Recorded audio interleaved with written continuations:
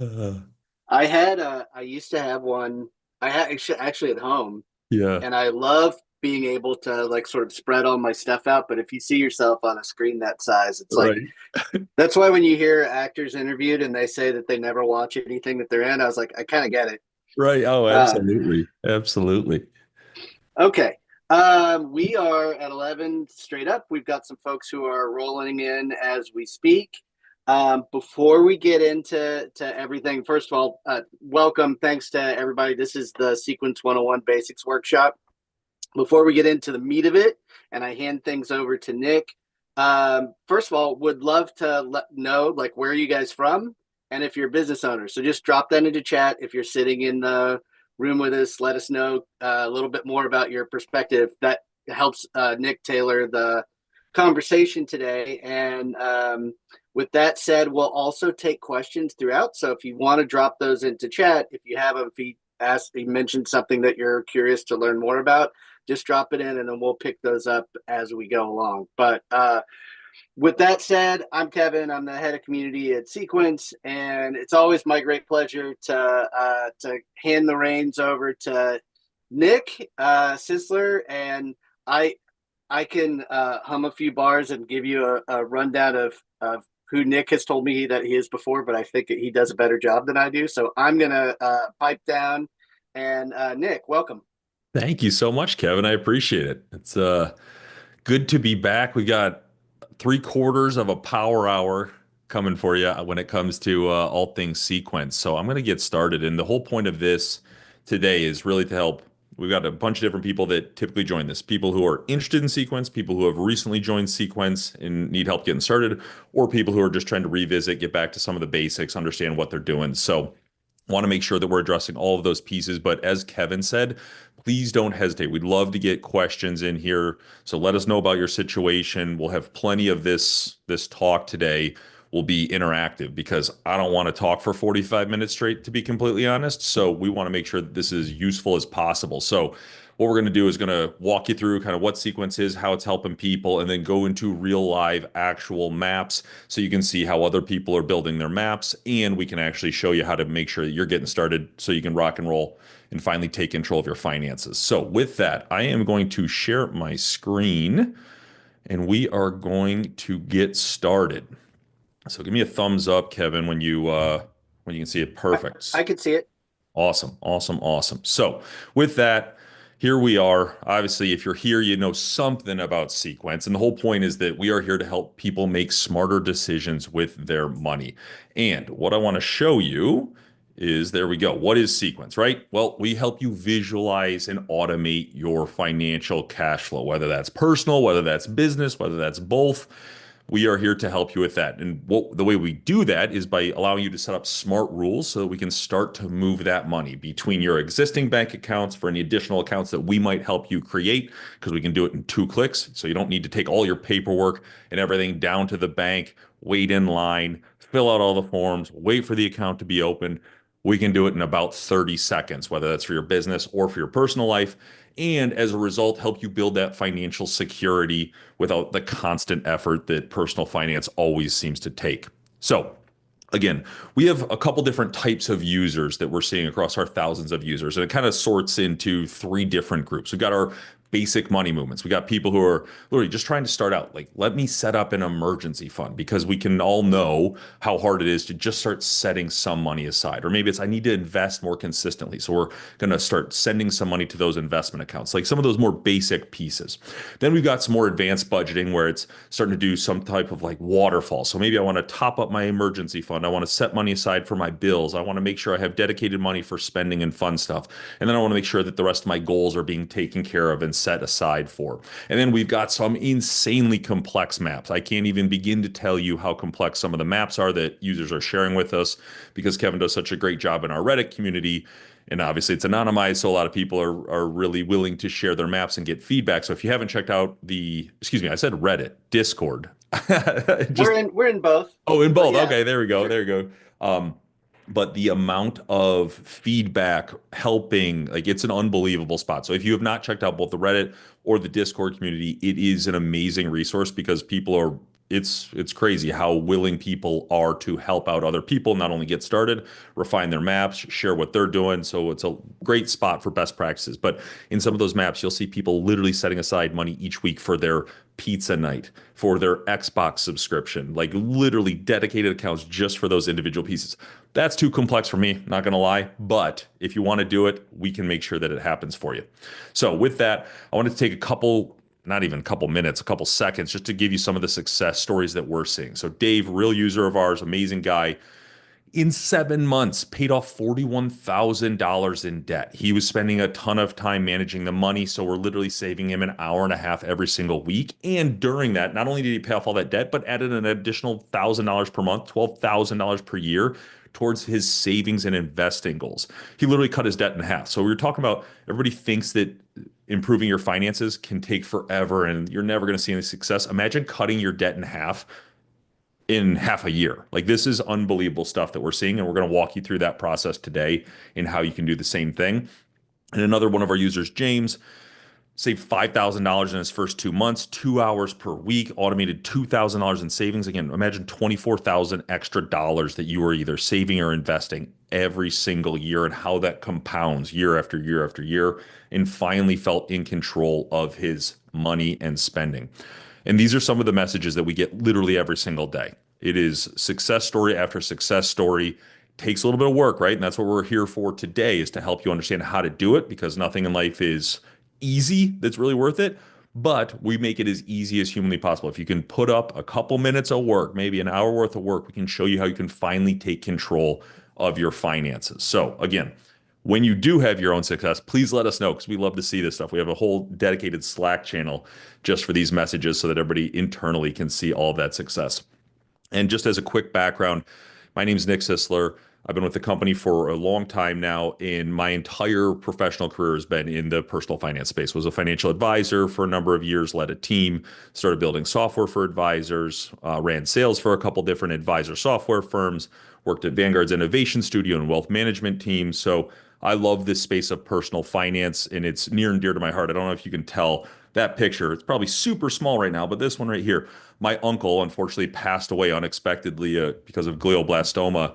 And as a result, he had done some estate planning, and at 23 years old, so I was a couple years out of college, I got a check for $120,000 in the mail. At the time, I was making $30,000. So it was 4 years worth of pay.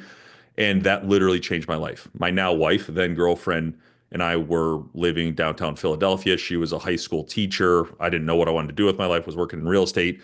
And after seeing the impact that that had, because not only did it allow me to pay off all of my student loans, it allowed me to set money aside. We bought a house, put a down payment on a house. I was able to afford an engagement ring finally. And my wife was able to stop working as a high school teacher to go back to med school, which was her goal her entire life. We just couldn't afford it. It literally changed the entire trajectory of our life. And then that same thing for my brother, for my three cousins, for all of those people, just because of one financial decision that he made.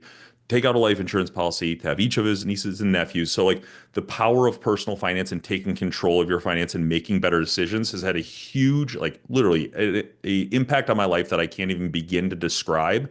So that's why I'm so passionate about this stuff, and want to make sure that we're helping as many people as possible when it comes to controlling your finances. So with that, quick background on how Sequence works. Pretty easy process, right? And that's what we're going to go through today. It's really 4 steps. First off, we're going to connect our accounts.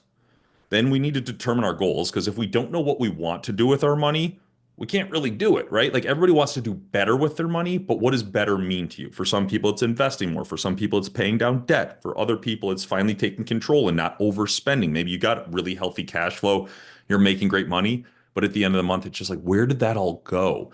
All of these things, we need to figure out what we want to accomplish, because once we know what we want to accomplish and we know where we are and we know where we want to get to, then we just need to simply create the rules. And I'm going to show you exactly how to do that.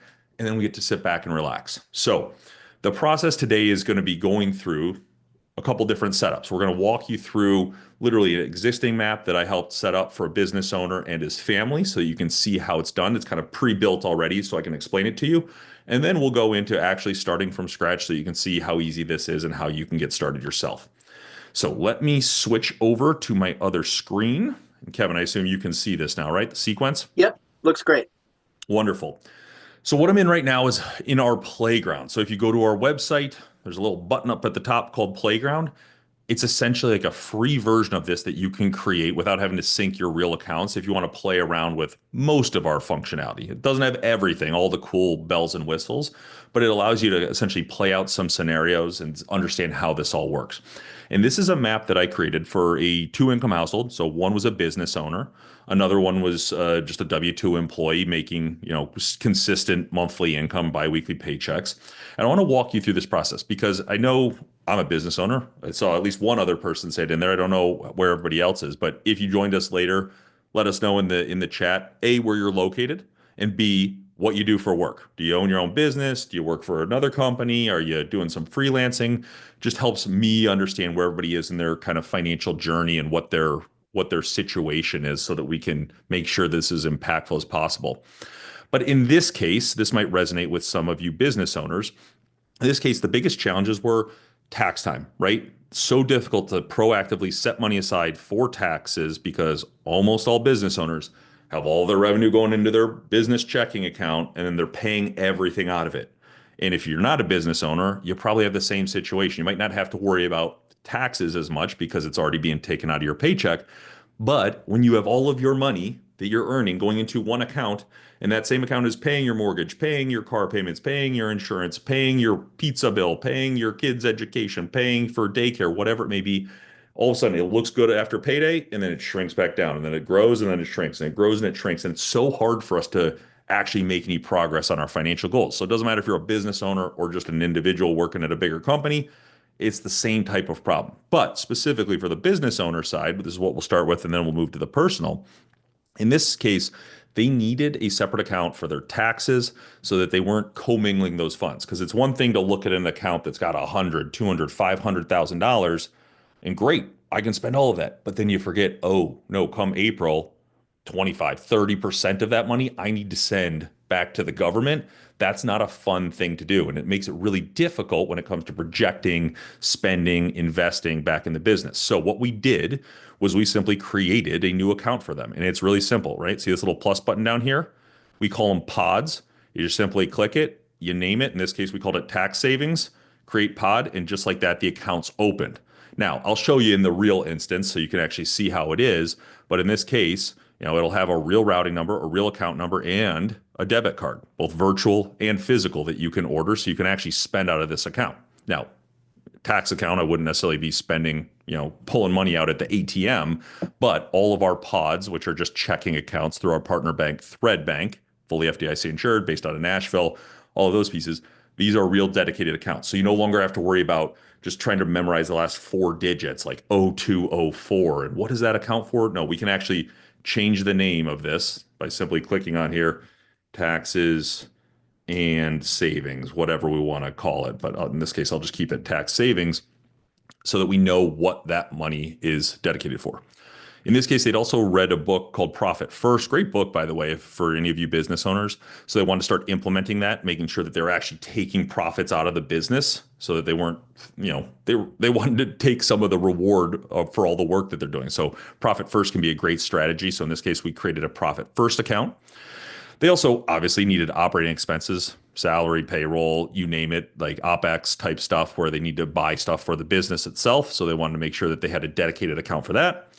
They want to take money out for, let's call this not distributions, but let's call this owner's pay, because as most of you business owners know, oftentimes our pay can be the one that's cut first, right? When times get tight. So we want to make sure that we're consistently setting some money aside on the owner pay side. And then one of the biggest opportunities for them was starting to put their lazy money to more proactive use. And this can be the exact same thing for an individual, right? Like you might have extra money in your checking account or in your savings account, but it's probably getting 0% interest. In this case, for the business owner, they wanted to make it more proactive so that if they could make sure that they always had operating expenses, make sure they were always getting paid, make sure they're always setting money aside for taxes, well, let's put the rest of that money to use and start investing it so that we can start to grow it and not just lose out to inflation. So what we did is create those accounts, and then by simply clicking and dragging, we're able to create rules. And all of our rules, you can base it on any time money comes in. So the second you get paid, whether it's $5 or $500,000, that rule can run, or you can trigger it by a date. And I'm going to walk you through both instances. So this first rule I set up as a trigger by incoming funds received because this is for taxes. And I'm going to drag this over a bit so we can actually see the accounts. So I clicked and dragged, created a rule triggered by funds received, and then wanted to set 25% to tax savings. So every single time they got money, again, whether it's $5 or 500 or 500,000, 25% is instantly going to this account. Then I created a new set of rules by clicking and dragging.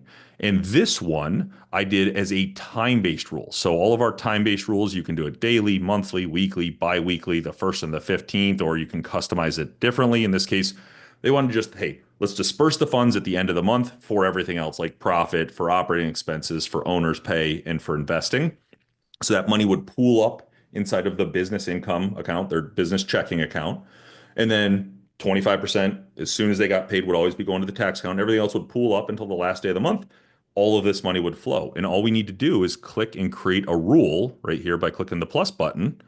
And what we did was we wanted to transfer 10% to profit first. That's part of the strategy of the profit first book. Then we wanted to send $8,000 to the operating expense account. Then we wanted to send $6,000 to owner's pay. And again, all I need to do is literally click on here. I can change the rule, fixed amount, a percentage. I can round down, top up. I'll explain those more in detail in a little bit. Then we want to send everything else, that lazy money, to the investing account. So this would break down, send out the money appropriately instantly on the last day of the month. And then what we did is we actually connected their other accounts. So that's the great part about this. Like we use Threadbank for our transfers and for creating new accounts, but doesn't matter if you use Bank of America, Capital One, PNC, you name it, we can sync your accounts so that if you don't want to use our accounts, even though they have debit cards, both physical and virtual, we can send it to your end destination. So in this case, we sync their joint savings, their joint checking, their business savings, their external brokerage account, and the 401k. And so when money hits the profit first bucket, we had it by simply clicking and dragging. We had this going 50% to the joint savings account, right? Because it's their profit. And then 50% was going to the investment account so that they're always consistently investing, right? We need to build up our savings, but at the same point in time, we also want to make sure that we're investing in the market. And when it comes to the owner's pay, same type of thing, right? As soon as money hits that account on the last day of the month, it's then sending $5,000 to the checking account, the joint checking, their personal checking account, and then 100% of the remainder to the joint savings. And when it comes to the investing or that lazy money, which again, for all of us business owners, revenue can be cyclical, right? We got some great months, we got some lean months, we got some things in between. We want to make sure that we're always setting aside for taxes, always setting aside for our operating expenses, always paying ourselves, ideally every single month. But then anything on top of that, we don't necessarily just want going into the business checking account, but we might want to start investing it. So in this case, not only had they set up a business savings account, which is a wildly critical piece, right? Because if we have those lean months, we want to make sure we have something set aside so that we're not scrambling for money. So that's why it was important to set up a business savings account. But in this case, the way we set up this set of actions for the money that hits the investing account, we had 20% go into the 401k, and we can even add a limit by simply clicking limit. And then we capped it out, 23,500 for the year. You can do this per transfer, per week, per month. But in this case, we didn't want to go over the allowable amount that you could put into the 401k. We then wanted to top up their business savings, which simply means I want to get to, in this case, they wanted, I think it was $300,000. So I want to get to $300,000 in the business savings account. But obviously, you don't want all of your money always going to the business savings account. So what we can do is we hit top, we say top up, and then we add a limit. In this case, they were going to limit it to $10,000 per transfer, which there's only one transfer per month. So that means right now their business savings is only $89,000. So our software looks at the balance, says $89,000. Okay, that's obviously less than $300,000. So I'm going to top it up, and it's going to have a limit of $10,000 per transfer. So next month it'll be $99,000. And every single month it'll keep growing by up to $10,000 until it hits 300,000. And once it does, well, nothing more is going to get contributed to that account. All the other dollars are going to be streaming down to the rest of the rules because these rules run in order from top to bottom. And if you ever want to change it, you simply click and drag to adjust the priority of first dollar in all the way down the line. And then the rest of that money, 100% was going to the brokerage account. So in this case alone, what we were able to do by just that process, by setting up these flows, we were able to add $175,000 of additional investing for them in the first year. $175,000. And that's not including the $120,000 that's going to their business savings account, because we weren't talking about in like that's $175,000 just of investing. The $125,000, excuse me, the $120,000 represents the $10,000 per month that their business savings account is going to keep growing until it hits 300,000. Once that's done, then that extra 120,000 is all going to investing. So it's almost $300,000 in probably what, 2.5 years that they'll be investing every single year across their 401k, the brokerage account, so that they can continue to grow their net worth, their wealth, take control of their finances. So I'll pause really quickly. Kevin, anything I missed there or anything that you would add or stuff coming up in the chat right now that I should address? There are a couple of questions that Clayton asked in chat. Now, Tara answered those, but for anybody who's not in the room who might be following along on the stream or who might be watching this asynchronously, I'm just going to share those real quick and then Sure. we'll get back at it. But Clayton asked 3 questions, and the first one was, how do I manually move money when I want to use the money I've saved, like setting up a sinking fund, taking vacation, what have you? And Tara replied that you can do a one-time transfer by clicking a button to that end in the top right corner. Yeah, I'll So show if you you. click a button, Yeah, yeah, sure. sorry, not to interrupt you, Kevin. I'm switching over to a real instance, right? Like, or we call it our staging account. Think of this as not just the playground. This is an account where we can actually build stuff. The top right, we have one-time transfer. So if you wanted to send money from one of your accounts to another, you can simply do it that way.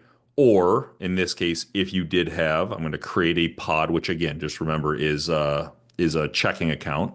I'm going to create an individual one because we can create both individual and business related. And let me call this the vacation fund. All I need to do is create that account, and that literally opens up a new account, routing an account number, and I can issue a debit card. And I can do a virtual debit card or a physical debit card, but just to show you, because the physical one won't get here for a week and a half or 2 weeks, the virtual card I can activate right now. So just like that, I've now got a working virtual debit card, which if you're not familiar, you can add it to your Apple Wallet, your Google Wallet, or whatever Google calls it, but you can add it there, tap it to the payment piece or the POS or whatever they call those at the store, and you're ready to spend right out of it. So hopefully that addresses that question as well. Awesome. Super helpful. All right, couple more questions from Clayton. He Yeah. also asked, when I don't need an account anymore, what's the process around deleting an account? And Tara basically said to delete account, you have to click on it and then go to the settings, like the little sort of hamburger stack 3 dot Yep. situation, and then go to delete. You do have to make sure that you transfer the money out of that account before you delete it, obviously. So that's an important step to note. And one thing I would add to that too is I at the beginning I created all these accounts, like an absurd amount. And then I realized, okay, I don't want to get that specific. I don't need a pizza fund account. Like that's just going to be out of our general spending account. You can also, in that same situation where we had this, I think we called it vacation, right? You can also, if your priorities change or you don't need it anymore, you can simply retitle it. So now we're just going to call this the what should we call it? Let's call it the summer home, right? And so now we can simply change what this account is called and what it's dedicated for and set up a new rule for it. So you don't need to necessarily open up a new account, close it, open up a new account, close it. You can simply retitle it. If it's served its purpose, great. Now we can either retitle it, you can delete it, or you can just simply drag it to the side and not have any rules there. But again, it takes 2 seconds to create them and delete them. Awesome. Okay, and then the third question from Clayton was: is there a way to automatically invest in an asset inside an investing account, like buying SPY or SPY in a brokerage account? Great So, do question. Or sorry. you want to take that? Yeah, yeah, happy to. So Cool. whenever money hits your, in this case, this is a synced IRA, right? So could be Vanguard, could, you name it, Schwab, etc. In this case, it's PNC. We can send money to it. What you'll need to do is that extra step of going into your provider, let's just call it Vanguard, because I used to work there. Vanguard, you need to create the rules for what happens when cash is received, right? Because for most institutions, they'll just keep it in cash.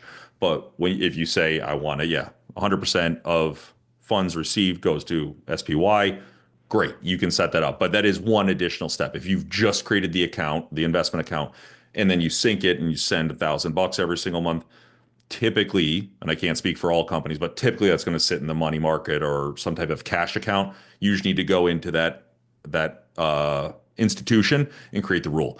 They will, I won't say never, but pretty much, I'd put a pretty good amount of money on never let us dictate your investments inside of that account just from a security perspective. That's always going to be a red flag. They don't want to make allow third parties to be able to dictate investment decisions inside of their own internal software.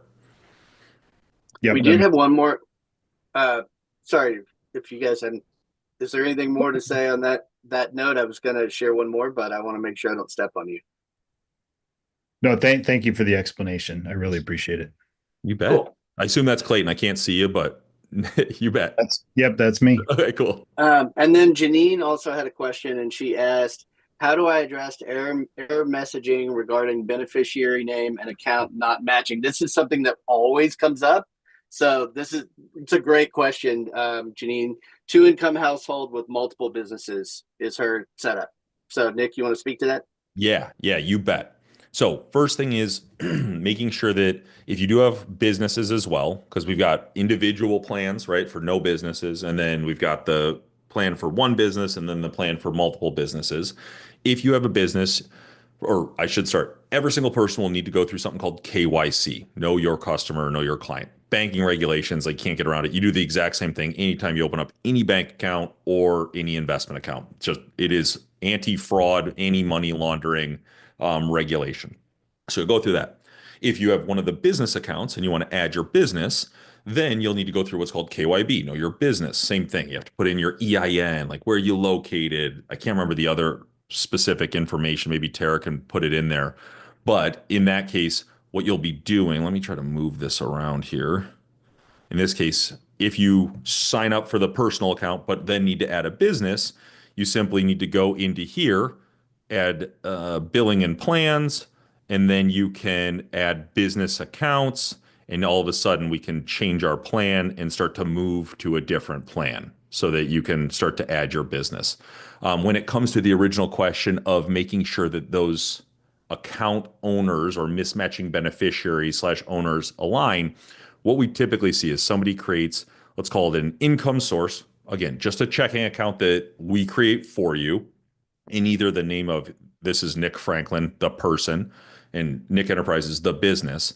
This is what we typically see people selecting the wrong one, or they're selecting one, but they mean for the other one. So let's call this, we want this to be business income. So you're going to use this for all of the money that the business receives. But I have the beneficiary or owner as a person. Well, that's going to cause an error because when we're talking to the bank and they're trying to make sure that there's actually that this is a real bank account, they're saying business funds are trying to be sent to an individually owned account. That's the biggest issue. So always making sure that you select the correct beneficiary when you're opening the account for where you actually want the money to be received is important. So I'd click income source. I realize, whoops, I made a mistake. I want it to be the business. Now I say business income. Now we create it. We shouldn't have any problems. Same thing happens when we're sending money to other either business or personal accounts. Like it's typically a mismatch. It's business funds, but you selected an individual owner. And Tara, feel free to chime in if there's any additional pieces that you would add to that I missed. Yeah, I think that's good. It's just you just need to make sure that that beneficiary is always correct when connecting accounts, creating income sources, creating pods. Because if the information doesn't match, it's not going to connect, and transfers will fail as well as deposits will fail. And we all want our money, so we don't want we definitely don't want deposits to fail. And then the same thing, I was showing you the income source, a pod again, just another name. Pod is in purple. It's because we all of our builders are all technical people. Apparently, pod's a common name in the dev space, but same thing, right? We have the option to select a individual or a business in this case. So if this is biz expenses, I want to make sure that I have the business set here. I create the pod, and now I shouldn't have any transfer problems when it comes to sending money from my business income to my business expenses.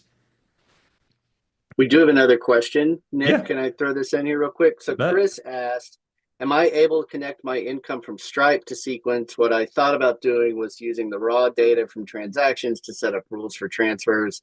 For example, Stripe would know the metadata from my online store to how much the transaction needs to set aside for sales tax. Additionally, so it's kind of an intricate question. Yeah. Additionally, the metadata sent through Stripe would also know how much money. Here, hang on. Sorry, it's No, scrolling while I I'm think trying I to read know it. the idea of what he's Yeah. or he or she Anyway, is go trying ahead. to You want say. to speak to that? Yeah, absolutely. So what you can do, and here's the best way to do it. And sorry, it looks like our devs are working on the staging account right now, so this is taking a little while, but I'll explain it. Or actually, what I'll do is I'll just repurpose this one. So I'm going to call this our Stripe account. So just imagine that this is our Stripe account, right? Even though it's a Capital One signal, it is what it is. This is where all your money's coming in right now. You might also have Venmo. You might also have, I don't know, Cash App. You name it. You might have it. In this case, what you would do is I would still encourage you to create a income source for the business, because what we can do is we can send money instantly to any of the blues and purples. Anything at Thread Bank we can do instantly. If it's coming in from an external checking account or going out to an external checking account or institution, we have to use what's called ACH transfers. So that can take 1, 2, 3, 4 days, depending on when it lands, because there's like a cutoff each day. I think it's at 3 o'clock. And then just the technology and how quickly the receiving bank or the sending bank is monitoring. So the more we can keep inside of Thread, instead of going like PNC to Stripe to Capital One to Wells Fargo, those 2, 3, 4 days can start stacking up. And obviously that's not a fun thing when your money's just constantly in transit. So that's why we like to, it doesn't matter. We're trying to be bank agnostic. It just can be really beneficial because we can do instant transfers for any of the accounts inside of Thread. So what I would do in this case, let's say you want to start to then sort it out and send the money to the different destinations. What I would do is connect it here. You can trigger it by incoming funds, but I wouldn't necessarily do that. What I like to do for this type of situation is trigger it by date. And so in this case, we can select whether we want it weekly, bi-weekly, first and the 15th, monthly, kind of depends on your cash flow and your needs. But let's just say bi-weekly, and we'll just do it on Monday. What I would do is specifically in this case, because Stripe typically, and whoever asked this question, feel free to chime in, because I can't remember. I don't use Stripe myself, but I think there's something like, depending on how much revenue you're keeping, you usually need to keep like, I don't know, $2, $3, $5,000 inside of your account. What I would recommend is, instead of transferring a fixed amount or transferring our percentage, is we actually have the perfect tool for this. It's called round down. What this means is, this could say, in this case, if your limit that you need to keep in Stripe in order to, stay within their protocols, because for chargebacks or whatever they might hit you, if you need to keep it at $2,000, what we would do here is we'd say, okay, great. In this case, we're going to round down the Stripe account. So the balance above $2,000 is going to go to the business income. I don't know if you can see it, but this action will transfer any amount above $2,000 to the business income. Save, and just like that, now we're all set. So when it goes above $2,000, and in this case, I think we set it for bi-weekly, you could do it daily, doesn't matter. That money over $2,000 is going to be sent to your business income. So now we can distribute it wherever we want to. That allows us to keep you within your threshold of where you need to be to keep Stripe happy, and start to move the rest of your money in the way that you want it to go. Make sense? Sounds like it. Hey, Nick, I was the one that asked that question. Yeah. My, I guess my specific question was: is there a way to transfer exactly the sales tax, for example? It's not sales tax is not going to be a exact percentage, because we have some different sales tax rates, etc. Mhm. But the Stripe metadata has all of that information, whether it's like a daily, weekly, monthly. Uh, is there like an API that I can uh, have triggered to send that specific amount? That is a great question. Let me show you one thing.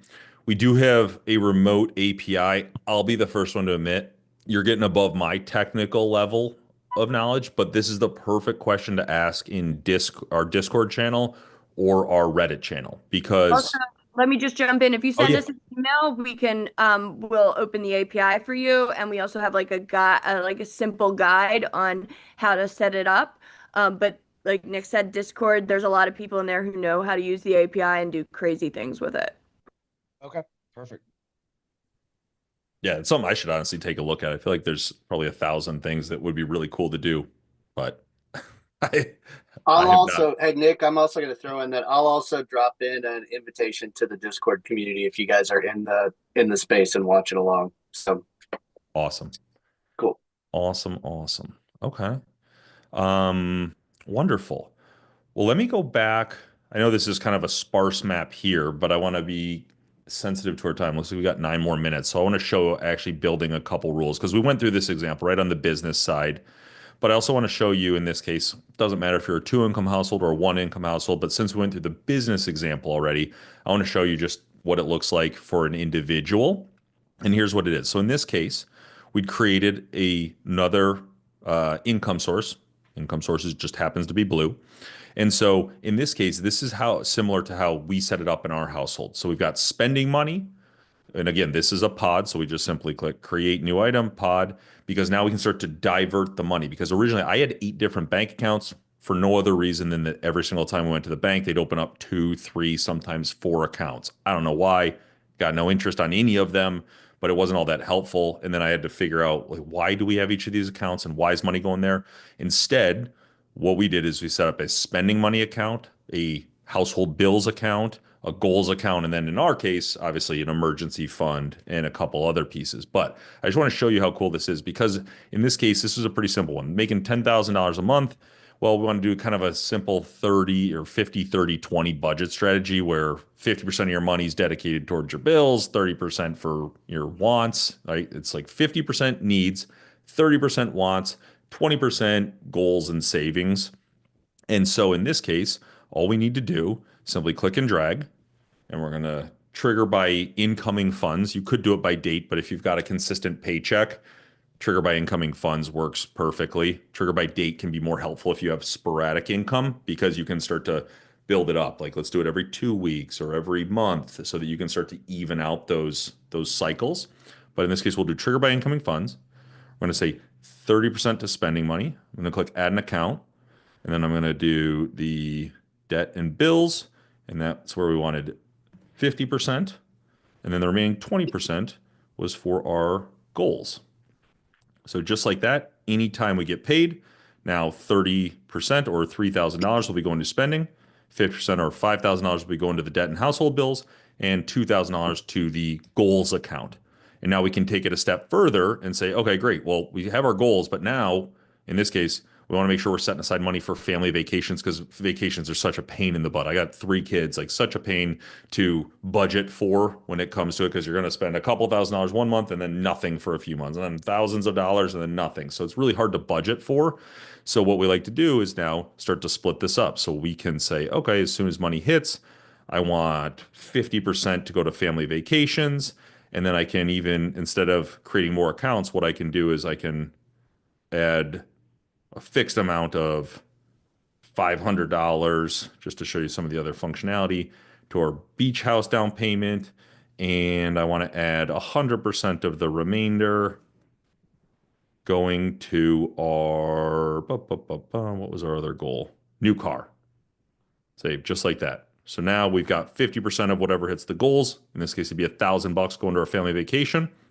We have $500 going to our beach house down payment. And then we got everything else going to the new car down payment. And again, each of these have their own debit card so you can spend right there. So you need to book the tickets for the family vacation. Great. Just use the debit card, makes the budgeting much easier because you know the money's coming exactly out of the dedicated account for it. So, with that, I know we've covered a lot, but happy to open up for the last few minutes on any additional questions that we've got or things we haven't covered. I was just going to throw in one thing that we didn't really talk about. It got asked and answered in chat, thanks to Tara being a rock star. But Janine asked about connection issues with her credit union. And Tara did mention that the credit unions are kind of notorious for like sometimes getting disconnected, and you have to sort of be diligent and stay on top of those. Anything that you want to add, Nick, in your experience with connecting credit unions or advising folks who are trying to do that in sequence? Yeah, I would say definitely give it a try. I'll say we use two different credit unions, one for our mortgage, which I'm not having any problems with, one for a car payment, which has been a brutal company or bank to work with. And Tara has been amazingly helpful. And apparently she figured out that they were running like an old version of whatever software banks are supposed to be using. Um, yeah, I don't use credit unions for my primary banking just to pay those two bills, so I don't have a ton of experience with it. But the pain of that I've experienced on the credit union with our car payment seems to be appearing because they're running an outdated version of the software that syncs to the Fed. So that's kind of annoying, but only so much I can do there. Yeah, I would also say just in general, if you're working through a credit union or you're connected to a credit union, just keep an eye on it. Like that Mhm. seems to be maybe part of the best practice. Yeah. We do also have another follow-up question from Clayton Yeah. that was answered in chat, and he asked, how do we choose, or how does the platform choose the order to run rules? Oh, What here if it there's is. no money in the trigger account? Yeah. So literally, you create the rules, you can create them in order, or you can change the order by simply clicking and dragging. Goes top to bottom. And what it'll do, so if there's no money in there in the business income, nothing will happen. You'll get an alert like, you know, zero transfers were made because there wasn't any money in it. Or in this case, maybe you in this case it was a bad month and you only had $7,000 hit the account, but the first rule is $8,000 to the operating expenses. Well, in this case, it wouldn't run. But if I simply click this button, transfer up to, oh, it's funny. For some reason, you guys aren't seeing it, it looks like, but I did click that button because you can see the text changing. I'm just in the playground right now. But when I click that button, now it says this action will transfer exactly $8,000 to the operating expenses, providing you have sufficient balance in the business income. And if I click it again, this action will transfer any available funds from the business income to the operating expenses up to $8,000. So I always in my accounts turn this on. I don't know why you guys can't see it right now, but it's on. That's why it changed. I tend to check all of these. So this one's checked as well. It's just in blue, but you're not seeing the check mark. This action will transfer any available funds from the business income to the owner's pay up to $6,000. So that's what it'll run. It'll keep going all the way down until it runs out of money. So if there wasn't enough money to send anything here, if it just happened to be exactly this amount to end rule 3, okay, so be it. Nothing's getting transferred to investing. It's a great question, Clayton. That one comes Yep. up from time to time. We've got just a couple of minutes left, so Can I if just you add guys have something? anything else, yeah, sure, Wait, go I ahead. just wanted to add something too. So the rules that you're seeing that Nick has up on the screen, it shows 1, 2, 3, 4. Can you scroll back up to the top, Nick? Yeah, you bet. So in can you change the first one to transfer, let me see, transfer percentage? Yeah.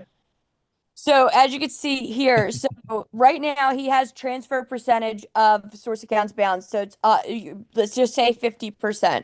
Okay. So this is where we had this come up the other week because someone was it was like confused the amounts and it makes sense.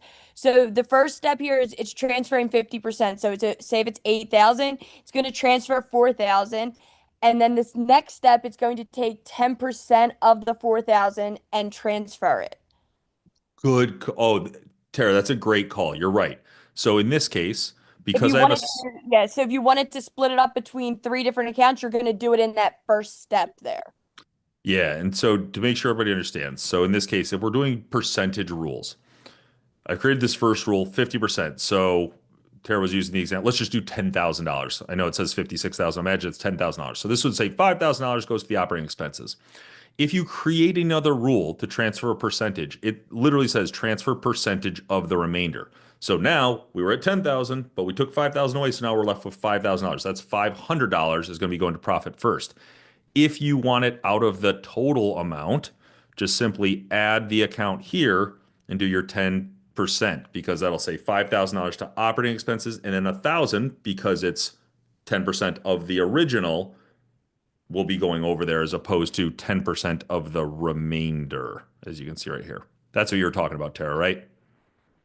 Yes, exactly. Cool. Great question. Indeed. Indeed. All right, well, we're at a quarter of. If you guys have any other questions for Nick, this is the time to get them in. But there have been a bunch of great questions throughout today. Yeah. Wonderful.